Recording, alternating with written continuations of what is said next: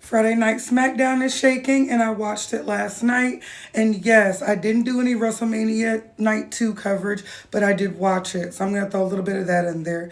It's been so much going on throughout the week, I ain't been able to keep up, but we're going to talk about it.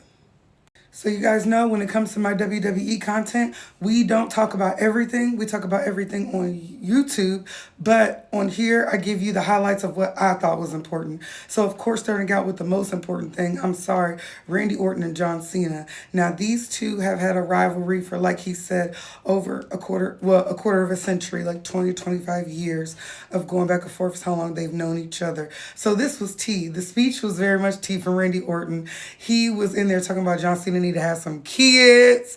He was like, I don't care about these. John Cena was kind of F them kids, okay? And, you know, New Heel John Cena has been hilarious. Everybody knows that he is the #1 person who's done all the Make-A-Wish foundations, like out of all the celebrities that's ever done it.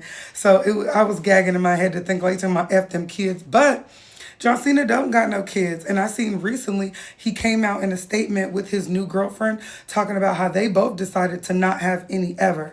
They said they're both too selfish and they don't want to do that in life. So what's interesting about watching wrestling is it really is a soap opera because you kind of spilling this person's real life tea talking about have some kids. But their little tussle back and forth led to Randy Orton saying, I'll fight you for the title. And John Cena said no. Rightfully so, he said no, because if it was a big enough brawl and Randy went for it, this was going to go longer than he anticipated. Let's just say that. That was his final WrestleMania, and we knew he was going to win. Okay, we knew he was going to win because it was his final one, and that was his 17th, and now he's won. Has he won the most WrestleManias? I think that now he's won the most instead of Macho Man Randy Savage.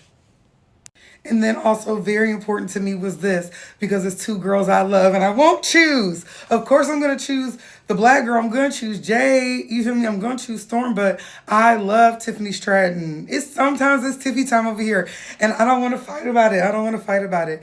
So Jade and Tiffany had an amazing fight. I was a little scared because Tiffany like jumped into the air and kicked Jade fully in the face. I was worried about that. But the most interesting part of this fight wasn't even my two faves.